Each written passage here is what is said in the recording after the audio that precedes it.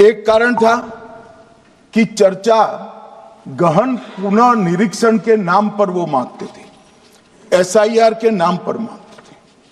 मान्यवर, मेरा बहुत स्पष्ट मत है कि एसआईआर पर इस सदन पे चर्चा नहीं हो सकती है, क्योंकि गहन पुनर्निरीक्षण की जिम्मेदारी भारत के चुनाव आयोग की है। भारत का चुनाव आयोग और चुनाव आयुक्त ये सरकार के तहत काम नहीं करते। अगर जब चर्चा होती है और कुछ सवाल खड़े किए जाएंगे तो इसका जवाब कौन देगा? मान्यवर, जब उन्होंने कहा कि हम चुनाव सुधार पर चर्चा करने के लिए तैयार है, हम तुरंत मान गए और आज चुनाव सुधार पर ही चर्चा हुई। मान्यवर, लगभग 63 प्लीज मान्य दादा बीमार हो, मैं समझ रहा हूं, मगर बीमार ज्यादा हो तो घर पे रहा करो, यहां सदन का माहौल मत बिगाड़िए। मान्यवर,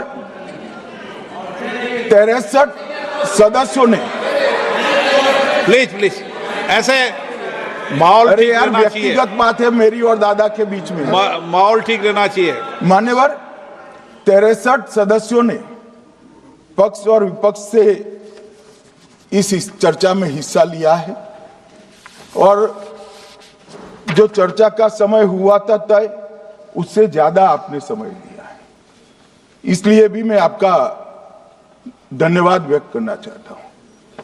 मान्यवर, चर्चा तय हुई थी चुनाव सुधारों के लिए, मगर ज्यादातर विपक्ष के सदस्यों ने एसआईआर पर ही चर्चा करी। अब चर्चा इन्होंने जिस तरह से शुरू करी है, जवाब तो मुझे देना पड़ेगा मान्यवर, और मैं मानता हूं उनको सुनना भी चाहिए।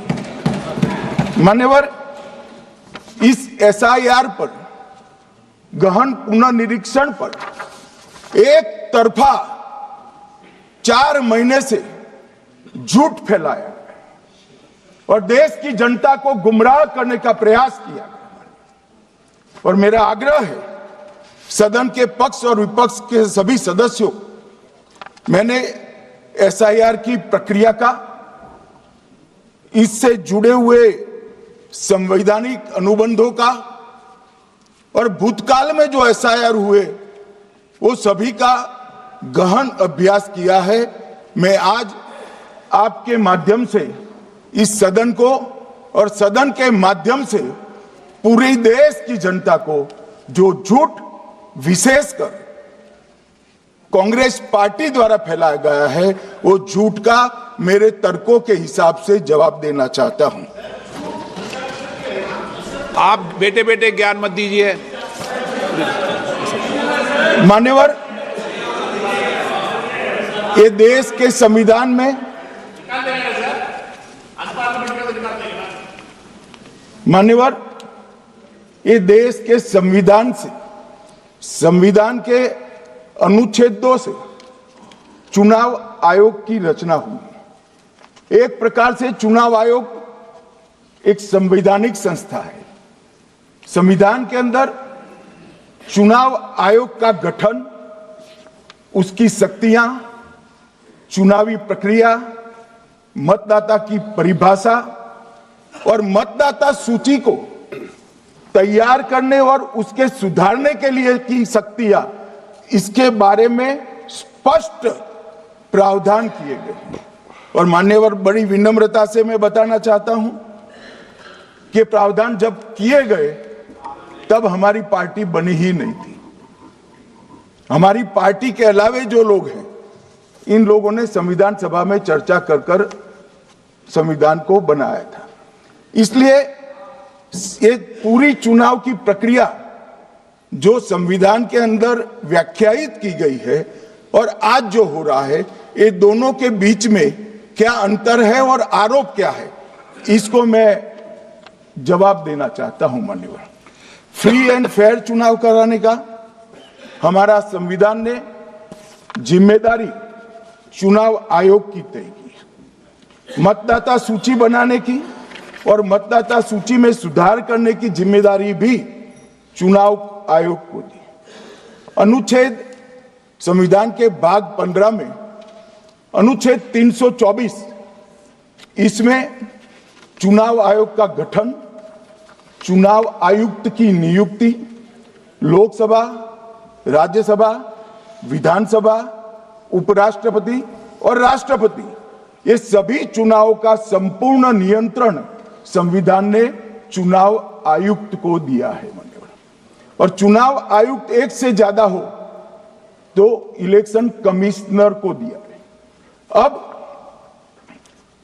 325 जो अनुच्छेद है वो किसी भी पात्र मतदाता को मतदाता सूची से बाहर नहीं रखा जाता, इसका प्रावधान करता है।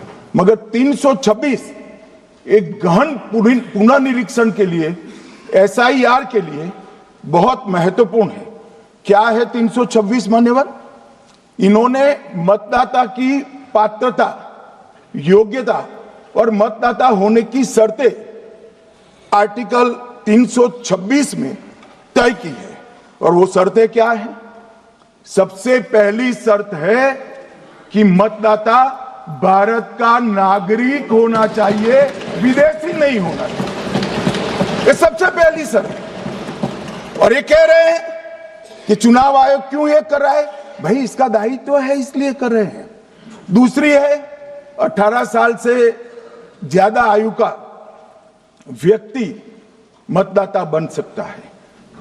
तीसरा, वैधता का निर्धारण मानसिक असमर्थता, अपराध और भ्रष्टाचार में संलिप्तता के लिए जो कानून ने समय समय पर तय किया है इसके पर। तो ये 3 पात्रताओं के आधार पर भारत के मतदाता होने की बात तय होती है। और ये 3 चीजें किसने देखनी है मान्यवर? चुनाव आयुक्त को देखनी है। चीफ इलेक्शन इलेक्शन कमीशन मतलब चीफ इलेक्शन कमिश्नर और कमिश्नर्स ने देखनी है। और 327 में मतदाता सूची, सीमांकन, चुनाव संचालन और उसके लिए कानून बनाने की सिफारिश संसद को करने की सत्ता चुनाव आयोग को दी है। कल हमारे सदस्य मनीष तिवारी कहते थे गहन पुनर्निरीक्षण का इनको अधिकार ही नहीं है। आर्टिकल 327 पूर्ण अधिकार देता है कि मतदाता सूची इस व्याख्या के आधार पर बनाने का अधिकार चुनाव आयोग को है। मान्यवर, अब एसआईआर पर ही सवाल उठा दिए। मान्यवर, इन्होंने कहा कि एसआईआर आज क्यों हो रहा है। मैं इनको थोड़ा इतिहास बता, और मान्यवर एक नई फैशन हो गई है, इतिहास बताते हैं तो नाराज हो जाते हैं कि आप इतिहास मत बताइए। अरे भला कोई भी प्रक्रिया, कोई भी देश, कोई भी समाज इतिहास को छोड़कर कैसे आगे बढ़ सकता है? इतिहास कोई भी समाज का महत्वपूर्ण अंग है। मान्यवर, हमारे लोकतांत्रिक इतिहास की शुरुआत 1952 से हुई। तो सबसे पहला गहन पुनर्निरीक्षण एसआईआर कब हुआ? 1952 में। एसआईआर की क्या जरूरत है वो कहते हैं, इसलिए मैं कहता हूं। तो उस वक्त प्रधानमंत्री कौन थे? जवाहरलाल नेहरू। किस पार्टी से थे? कांग्रेस पार्टी से। दूसरा कब हुआ? 1957